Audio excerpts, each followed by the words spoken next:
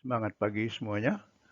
Terima kasih telah bergabung dengan channel IBMW, media belajar bareng Finance, Research, dan Hospitality.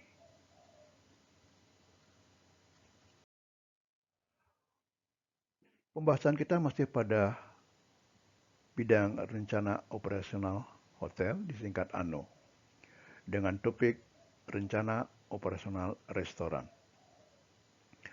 Rencana operasional merupakan panduan kegiatan Departemen Makanan dan Minuman atau dalam bahasa Inggris Foods and Beverage Department untuk periode yang akan datang. Rencana operasional biasanya disiapkan untuk periode 1 tahun. Dalam menyiapkan rencana kegiatan yang dicantumkan hanya kegiatan utama. Sedangkan rinciannya dilaporkan setelah kinerja dan pertanggungjawaban dilakukan oleh F&B outlet, dalam hal ini restoran hotel yang bersangkutan. Rencana operasional dengan mencantumkan dana yang diperlukan disebut dengan anggaran operasional. Kegiatan operasional dapat dikaji pada daftar rekening hotel. Rencana operasional restoran mencakup dua sisi, yaitu aktivitas yang menghasilkan pendapatan makanan dan minuman dan yang menyerap biaya untuk itu. Kita kaji rencana kegiatan restoran dari sisi pendapatan. Dari sisi pendapatan, dapat dinyatakan pendapatan makanan yang ditawarkan di restoran-restoran hotel sesuai dengan menu yang ditawarkan. Juga, pendapatan makanan room service dinyatakan dalam rencana kegiatan seperti rata pendapatan setiap jenis layanan untuk makan pagi, siang, dan malam. Dicantumkan pula rata pengeluaran setiap tamu untuk pendapatan makanan atau average guest check.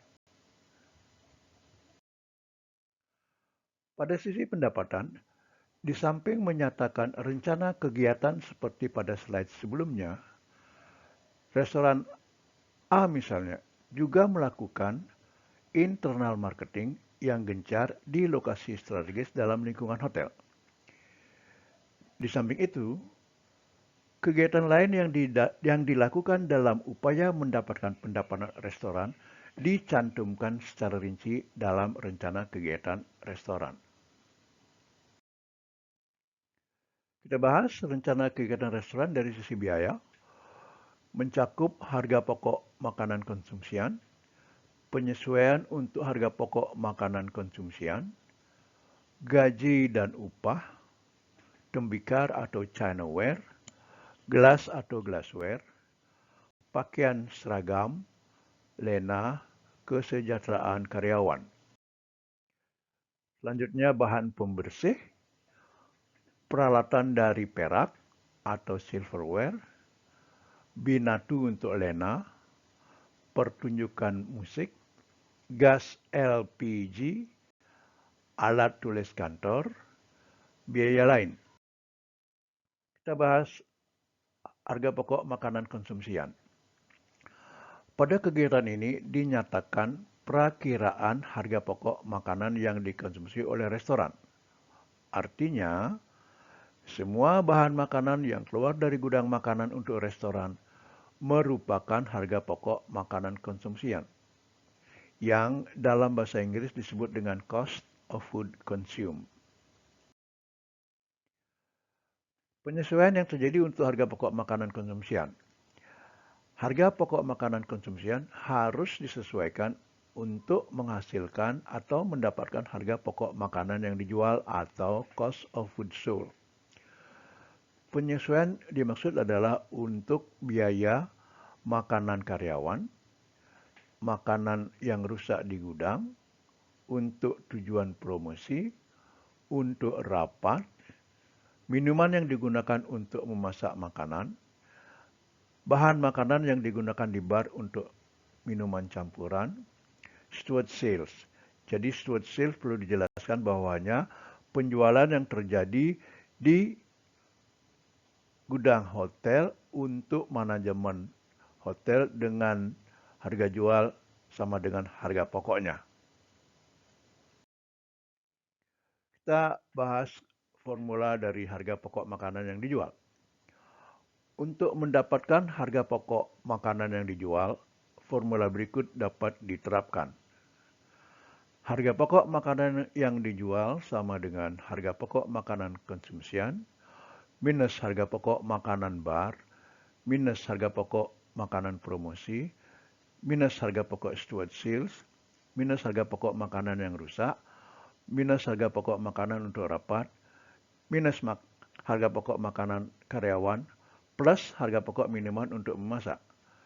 Dengan demikian, harga pokok makanan yang dijual merupakan harga pokok yang dapat dikompensasikan langsung dengan penjualan makanan. Kita bahas selanjutnya dari sisi biaya, gaji dan upah. Seperti halnya kantor depan pada sesi sebelumnya, restoran juga merencanakan kegiatan dalam membayar gaji dan upah yang terjadi di restoran. Tembikar atau chaneware dan gelas atau glassware. Biaya untuk tembikar dan gelas yang digunakan untuk operasional restoran disisihkan dari penjualan makanan restoran. Penyisihan biaya tembikar dan gelas digunakan sebagai sumber dana internal untuk penggantian tembikar dan gelas yang tidak layak digunakan bagi tamu hotel. Besaran persentase penyisihan untuk cadangan biaya tembikar dan gelas sangat tergantung dari kebijakan manajemen hotel.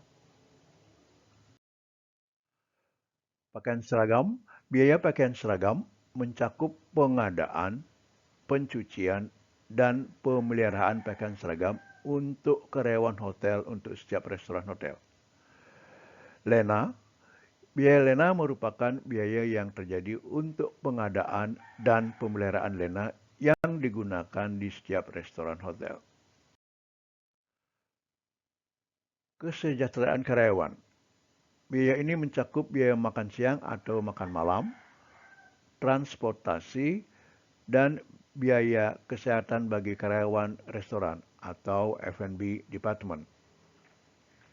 Bahan pembersih.